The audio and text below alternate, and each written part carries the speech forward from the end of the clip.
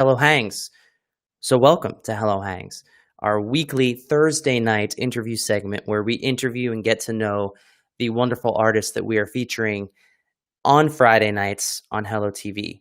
Capiche? Does that make sense? I think that makes sense. Before we go any further, I want to say thank you to our sponsors. We have Audio-Technica. They make the best microphones in the world. I'm not going to dilly-dally around it. I'm not going to pitter-patter around the truth. You want good microphones for your studio? You want good microphones for your venue? You want to mic up stuff for your live streams? Audio-Technica. They're all over the world, but their team in America kick ass. Audio-Technica are great. Next, AEH Accounting. If you're a small business or an entrepreneur and you need help with your bookkeeping, you need help making sure that you're doing things on the up and up and you're not going to have trouble with Mr. IRS, you need AEHaccounting.com. And last but not least, we have NooWave, creators of Flow-State-Coffee. Flow-State-Coffee is coffee for people like you and me. It's people who are creative types.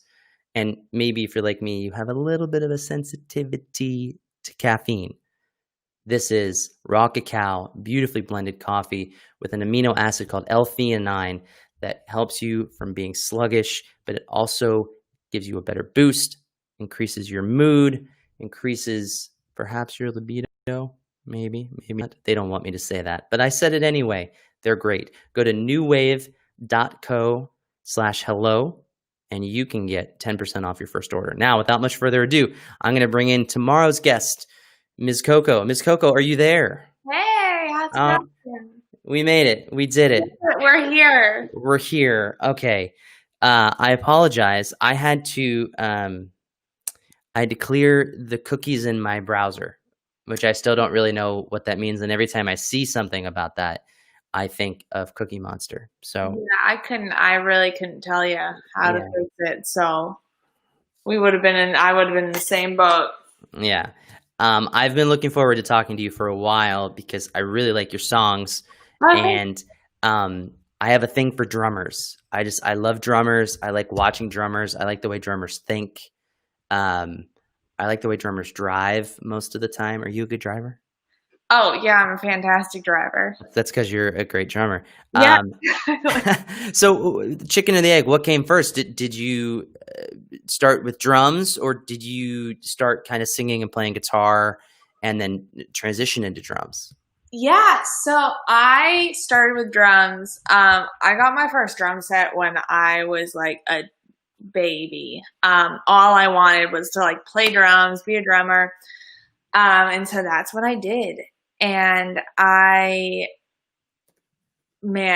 was like my world. Like I only played drums. I played in punk bands growing up, like heavy punk bands. And then eventually when I was like about 15, I started touring with a band. And I was still playing drums at that point, kind of writing music, kind of teaching myself guitar and stuff. And then eventually I just like have so much energy and so much like energy as a drummer. I was like, man, like I would love to see what this is like if I'm like up front, you know, like. So you have Dave Grohl syndrome, essentially.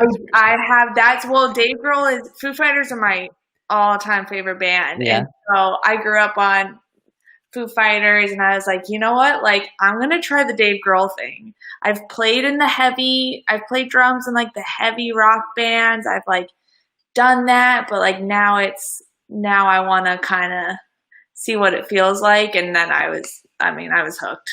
Yeah. Has drumming influenced the way that you craft your songs and write your song? Like, do you think because you're drummer minded, for lack of a better term, that influences how you write?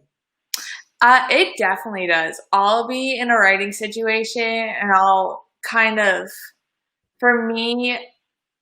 definitely, as I'm writing a song, I'll hear the song in my head, but more importantly, I'll hear the drums.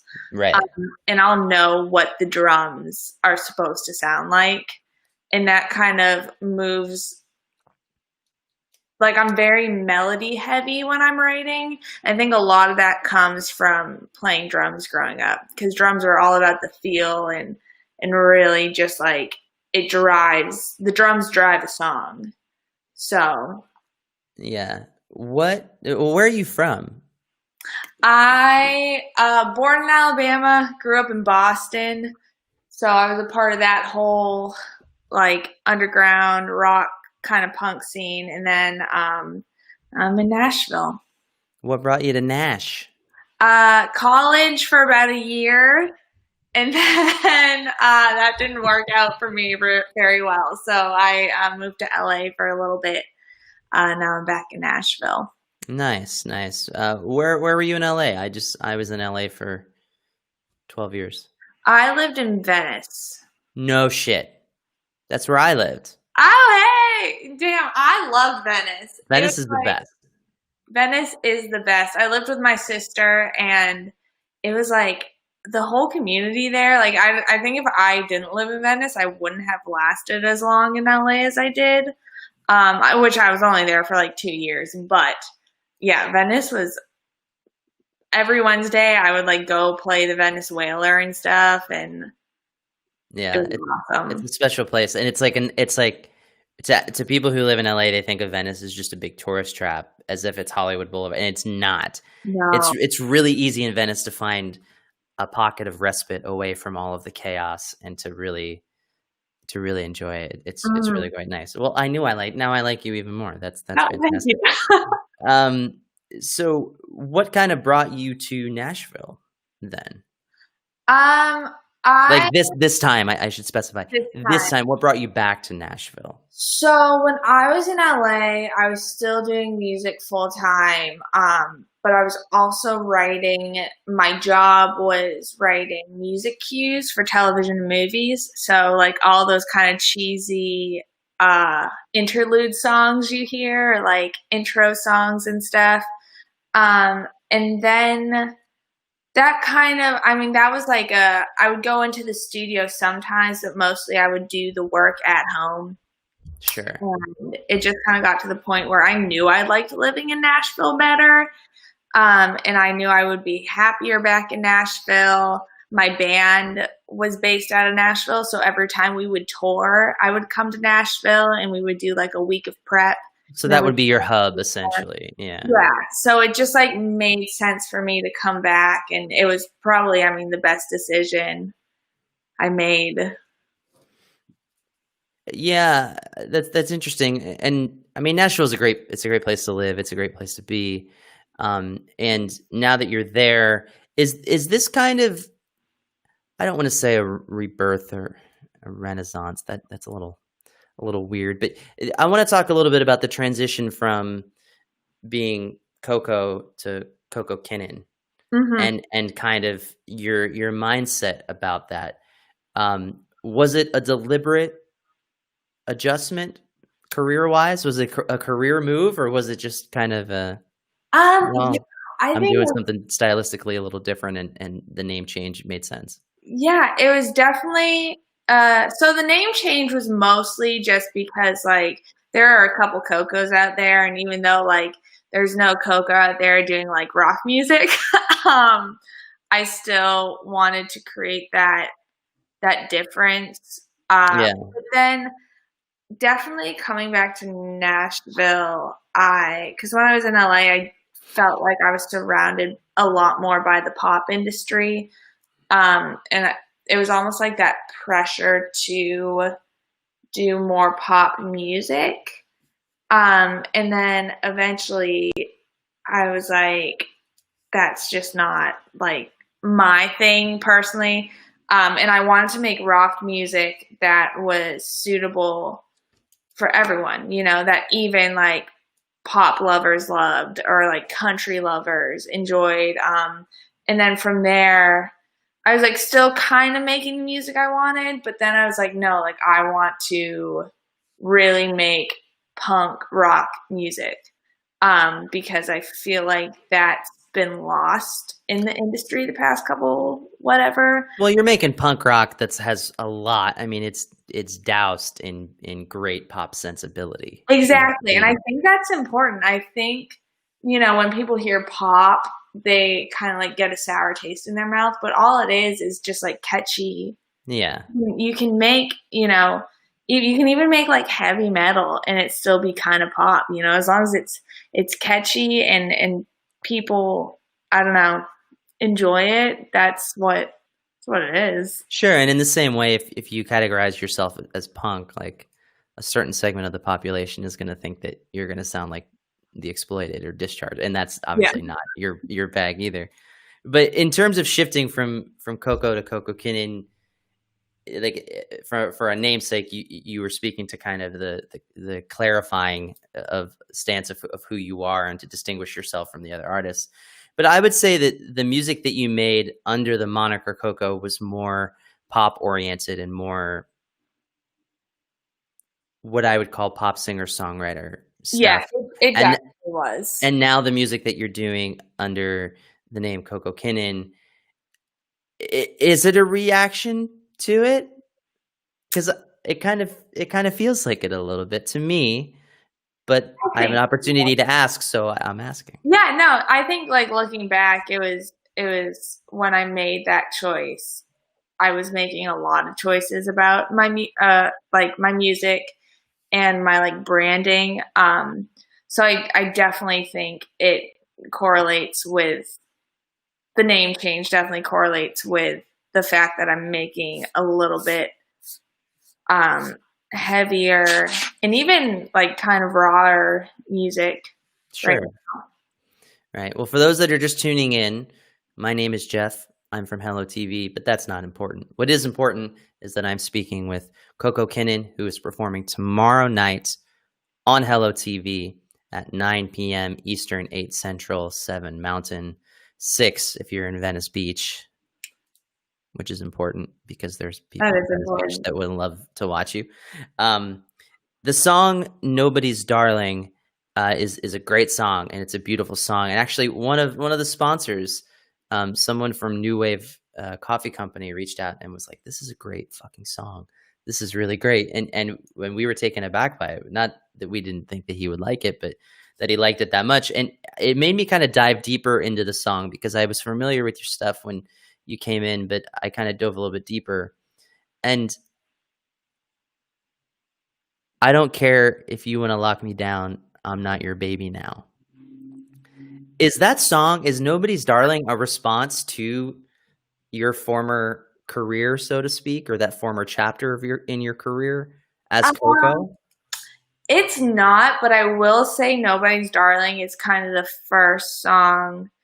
So I recorded a whole album. I recorded a whole like concept album. Yeah. It was basically from like the darkest period in my life, which the darkest period in my life is actually the part of my life where I was doing more pop music. And I was just like unhappy with everything.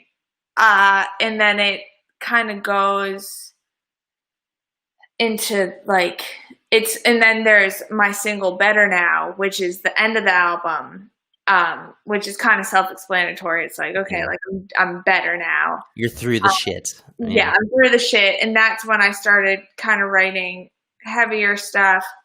But Nobody's Darling was one of the first songs I wrote when I moved to LA. And really when I started being like, I just really want to push this kind of rock vibe. But no, Nobody's Darling is actually about just kind of being a bad bitch, like being an independent, just strong-willed kind of. And for me personally, that's kind of, I wrote it in regards to like, I, as a female musician, especially as a female rock musician, I like don't take shit, you know, I don't deal with people's shit. I am very strong-willed and I know what I want and I know what I'm doing. But then I actually wrote it, my best friend inspired it. And for her, it's more about like her love life. So right. It's more like these two, but all the umbrella is like just about being like, just like channeling your inner badass, which I again has to do with the like, and not that like you can't be a badass and do pop music, but for me, like when I was doing more pop stuff, I didn't, I wasn't channeling my inner like grit. Um, and then eventually, I think one day I just woke up and I was like, hey, like fuck it, like I don't care anymore. So Yeah, exactly. I mean, that's the markings of a great song too, is that I saw something in that song that is different than what you put into it, which is different than the influence that you got from your best friend's relationship issues. You know what I mean? yeah. So that's really kind of well-rounded. We have a question from somebody who's watching. What are some of your current influences? Ooh, my always an influence is like I said earlier, Foo Fighters, Dave Grohl. I'm really me and my boyfriend just watched which I've seen it a couple times, but there's this CBGB's movie. Mm-hmm. Which so like all the old school CBGB punk bands, like the Ramones and like even Blondie, are always an influence. And then if we're getting a little crazy, there's this guy Orville Peck, and he's a Okay. country. He's like a country artist. I highly recommend everyone check him out. Though this guy is a fucking badass. Like he does not. He has like a Johnny Cash vibe to his voice, but he wears like a mask, so no one knows like what he looks like. He just did a song with like Shania Twain. This dude is like, I think there are different levels to being punk rock, and this dude is like punk rock. Like So you could be standing next to this dude in the Kroger and you just wouldn't know because he's always masked. exactly. But That's then you pretty see awesome. him like on stage, and yeah, he's doing like kind of slower country music, but you're like, this is fucking awesome.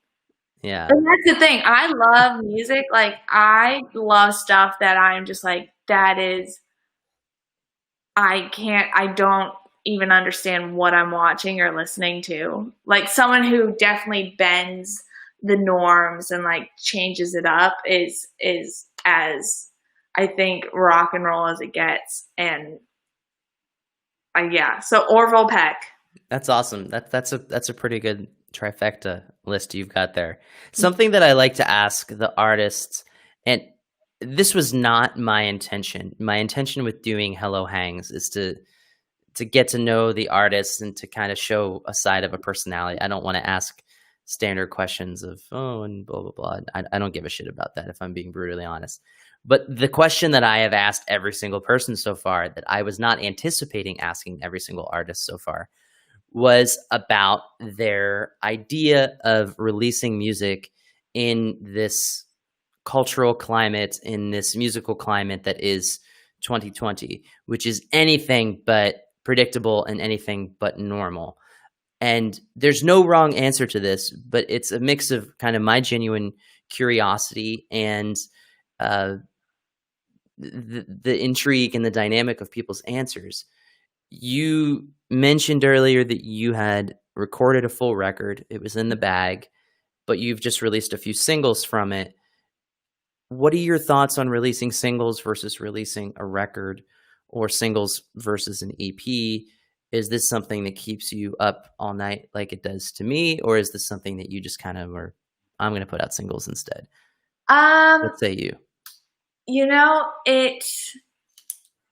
I will say I am, which I haven't like officially announced it yet, but I am releasing another single. It's actually a demo though, so I'm releasing a demo Cool. as a single on October 2nd. Which is just, this song is fucking, I'm out of my mind on this one. But I don't I've never been a person to stress about, okay, am I just going to keep releasing singles, or am I going to do like a full album? Because I think for me personally, like my priorities have always been in shows and Okay. being out instead of releasing music. Um, because and you'll see this tomorrow, and anyone who watches the show will see this. And also anyone who watches the show tomorrow is going to be like, I can't believe that's the same girl that was talking last night, just because I'm so freaking out of my mind. I black out on stage. It's crazy. But so that being said, I think my career has always been more show-based and performance-based. So I think attentiveness and care for whether I release a full album or singles hasn't been as extreme as other artists I know. Mm-hmm. But that being said, I do think there's something special about releasing an album, as opposed to just doing singles and stuff. Well, I mean, if you're a punk rocker, by the very nature, you're an old soul. You're obviously not old. Neither am I, but I share that sentiment too about records versus singles. Singles are great, but it feels kind of like a half measure because of the specialty and the intangible nature of a record, or the tangible nature of actually being able to hold something. Yeah, as well. I think EPs and records are special. I do. I think there's a lot of care that goes into them as well. And I think I really think it's like writing a good book. And I've never written a book, but if I had to guess the care that goes into writing a full album and putting it together and knowing like, okay, this song goes first and this one goes last, and this is the story I want to tell, or like none of these songs relate to each other, but the sequence is people are going to listen to this and they can go on like a 10-mile run or like fall asleep. But you did do that. I mean, you told us earlier, Yeah. that you kind of mapped out this concept record. Mm-hmm. Will that see the light of day? Maybe on like SoundCloud. And that's just because I re-recorded this album like 3 times. Oh, wow. And not because like I rewrote it 3 times, but just because the first time I recorded it, it did not sound good. Like I'm not going to name names, but like the team I worked with, the recording process was not good and the mixing wasn't good and just like was not up to my standards of quality. Yeah. And so then I did it again and it sounded like baller, but I think personally I've grown even past that sound that whole album is. Mm-hmm. And I'm ready to that album helped me grow as an artist and like figure out what I want to do and sound like. And now I'm ready to kind of do something new, and I am doing something new. This whole quarantine, I've been working on a new kind of EP, and right now they're all demos, but there's no harm in releasing some demos. So I definitely want to get those out into the world and see the feedback. And if everyone's liking what I'm putting down, then definitely another album will be in the works. Excellent. Well, is there anything that you want to plug right now ahead of the concert tomorrow night? Yeah, I guess October 2nd, I'm releasing a single called 3 Coffees and a Xanax. So it's going to be on all streaming platforms. So I would love for everyone to check that out. Great. And yeah, tomorrow is the big day. So I'm really excited about it. I hope you guys are excited about it. Follow me on Instagram, Facebook. Well, we've loved having you, and we're looking forward to the show. And on behalf of myself and everybody at HelloooTV, thanks for being a part of our family with this. We've loved it, and Can't wait for the show tomorrow. Yeah, thank you guys. It's really like been a dream to work with you guys, and it's been awesome so far. So happy to be a part of the family. You got it. Well, CoCoKinnon, I keep wanting to say your last name incorrectly, but CoCo, it's a pleasure to meet you. Thank you so much. I want to send a special thank you to our sponsors. We have Audio-Technica. If you know anything about microphones or you don't, Audio-Technica is your first and last stop for the microphones that you need for whatever you're doing during your quarantining days. AEHaccounting.com will help you, especially if you're an entrepreneur or a small business, with your accounting and bookkeeping help. And of course, NooWave, they've created Flow-State-Coffee, which is coffee for creative types like CoCo and I, and perhaps like you. Go to NooWave.co/HELLOOO for 10% off your order. That's all I got. CoCo, you good? I'm great. You good? I'm very good. Hell yeah. All right. Thanks so much, and we'll see everybody later. Bye. You guys.